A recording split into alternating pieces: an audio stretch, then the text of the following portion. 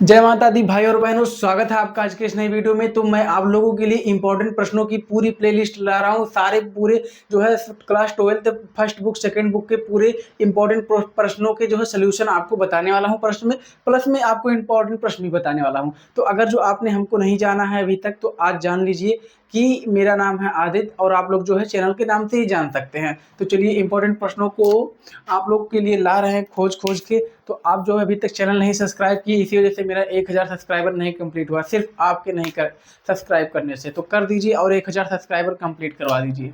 तो देखिए यहाँ पे इसका क्वेश्चन दिया गया है, बहुत इंपॉर्टेंट प्रश्न है, किसी न किसी सेट में हर साल पूछा जाता है।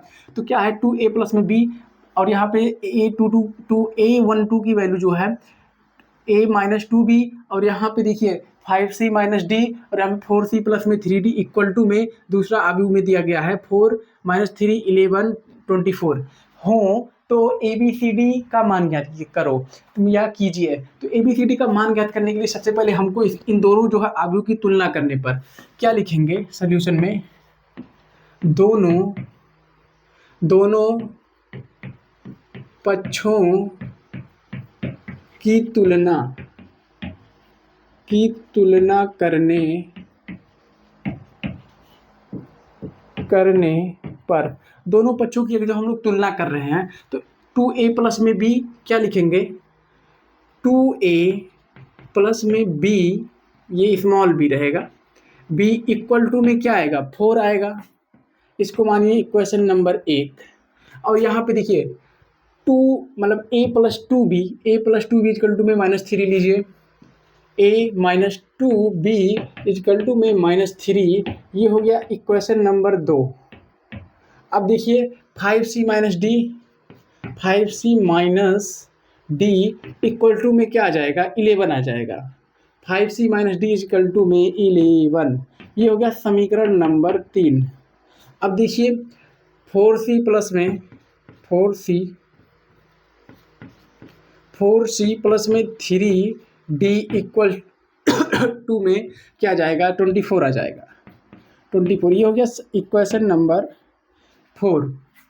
अब हम लोगों को क्या करना है, ए बी सी डी की वैल्यू निकालनी है।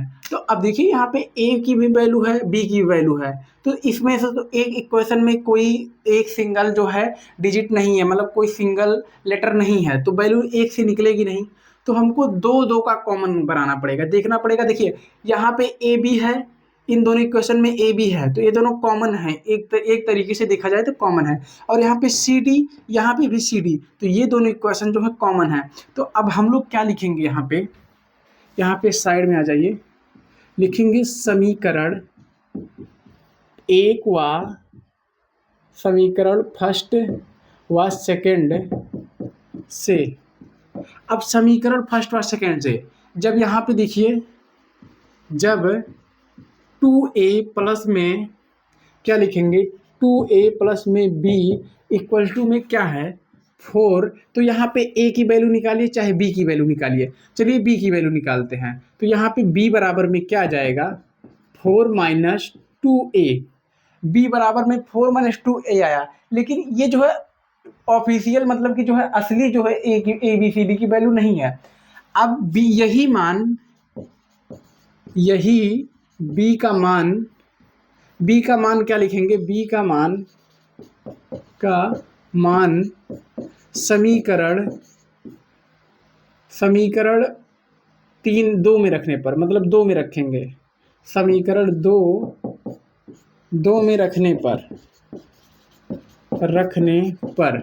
अब समीकरण 2 ये है, तो यहाँ पे जहाँ पे b है वहाँ पे ये पूरी वैल्यू पुट कर दीजिए। तो a माइनस में 2 इंटू में b की जगह पे, देखिए b की जगह पे इसको पूरा रख दीजिए क्या रखेंगे 4 इंटू में 2a, अब इसको ब्रैकेट में कर लीजिए, बराबर में क्या है, बराबर में है -3। अब इसको सॉल्व करिए, देखिए a माइनस 2 का अंदर गुणा कराएंगे तो हो जाएगा 8, और यहाँ पे a माइनस 4 माइनस 2a है। अब देखिए 8 हो जाएगा, और 2 जा 4, माइनस में क्या हो जाएगा, ये ब्रैकेट में ही रहने दीजिए, माइनस में हो जाएगा 4a, इक्वल टू में -3। अब यहाँ पे ब्रैकेट खोलेंगे तो -8 प्लस में 4a इक्वल टू में -3। अब यहाँ पे देखिए क्या है, अब a प्लस में 4a कुल मिला के हो जाएगा 5a -8 इक्वल टू में -3। अब यहाँ पे 5a -8 ले जाएंगे उधर तो हो जाएगा -3 प्लस में 8। 5a इक्वल टू में जानते हैं क्या आएगा, 8 -3 इक्वल टू में हो जाएगा 5। और यहाँ पे आ जाएगा a बराबर में, मतलब a बराबर में आएगा 5 इधर गुणे में है उधर जाएगा भाग में हो जाएगा, तो ये 5 से 5 कैंसिल हो गया, a बराबर में आ गया 1। एक मिनट इसी वक्त चेक कर लेते हैं क्या a बराबर 1 आया है। हाँ जी हाँ, a बराबर 1 आ चुका है। तो आप लोग जो है a बराबर 1 आ गया। अब यही a बराबर जब 1 आ चुका है तो a बराबर 1 समीकरण किस में रखेंगे, समीकरण चाहे इसमें रख दीजिए चाहे इसमें रख दीजिए, तो समीकरण 1 में रखने पर समीकरण 1 में जब रखेंगे तो यहाँ पे क्या है, 2 इंटू a की वैल्यू 1 आई है प्लस में b बराबर में 4। अब वैल्यू रख दिया, ये हो गया जानते हैं क्या, 2 प्लस में b इक्वल टू में 4। तो b बराबर में क्या आएगा, 4 माइनस 2, ये 2 उधर गया इधर प्लस में था उधर गया माइनस में, तो b बराबर में निकल के आ चुका है 2। देखिए a और b की वैल्यू आ चुकी है, a की वैल्यू 1 आ गई है, b की वैल्यू जो है क्या आ गई है, तो हम यहीं से साइड में लिख दे रहे हैं a बराबर में 1 b बराबर में 2, 1 और 2 आ चुका है। अब देखिए समीकरण 3 से, अब इधर आ जाइए, समीकरण 3 व 4 से क्या करेंगे, देखिए अब समीकरण 3 को लाइए। समीकरण 3 क्या है, 5c minus D equal to में 11 है। तो देखिए d बराबर में क्या होगा, माइनस डी इक्वल टू में 11 माइनस में 5c, और d बराबर में हो जाएगा 5c माइनस 11। अब यही जो वैल्यू है हम लोग कहाँ रखेंगे, d बराबर में यही समीकरण 3 में रखेंगे, समीकरण 3 में नहीं 4 में रखेंगे। समीकरण 4 में d का मान रखने पर, 4d का मान रखेंगे तो क्या हो जाएगा जानते हैं, d की जगह पे ये पूरा रखेंगे 5c माइनस 11।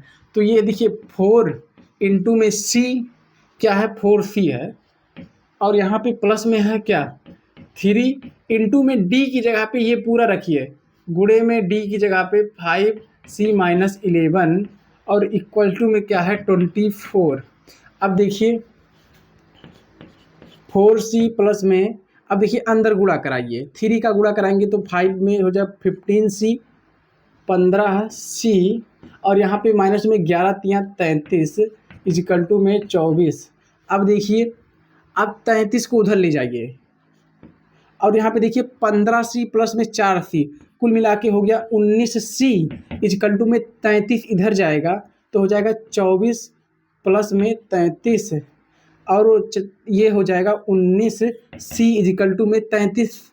ये देखिए 3 प्लस 4 हो गया 7, और 3 प्लस 2 हो गया 5, देखिए 57 आ गया। c बराबर में 57 बटे में 19, तो 19 करेंगे तो c बराबर में आ जाएगा 3 आ जाएगा। देखिए भाग दे देंगे तो 3 आ जाएगा। अब यही c बराबर में जो है समीकरण 3 में रखिए, c का मान समीकरण 3 में रखिए, कहीं जगह दिख रहा है, c बराबर में क्या लिखेंगे, c बराबर c का मान समीकरण 3 में रखने पर, समीकरण 3 में जब रखेंगे तो समीकरण 3 क्या 5c माइनस डी, तो 5c गुणे में c की वैल्यू क्या है 3 आई है तो 3 रखिए, और यहाँ पे माइनस डी बराबर में क्या आया है, d बराबर ही निकालना है तो माइनस डी रहने दीजिए ऐसे, इक्वल टू में हो गया 11। अब देखिए माइनस डी, अब ये 5 या 15 हो गया 15 माइनस डी इक्वल टू में 11। अब देखिए अब यहाँ 15 को इधर है, प्लस में उधर जाएगा माइनस में हो जाएगा, तो क्या हो जाएगा माइनस डी इक्वल टू में 11 माइनस 15।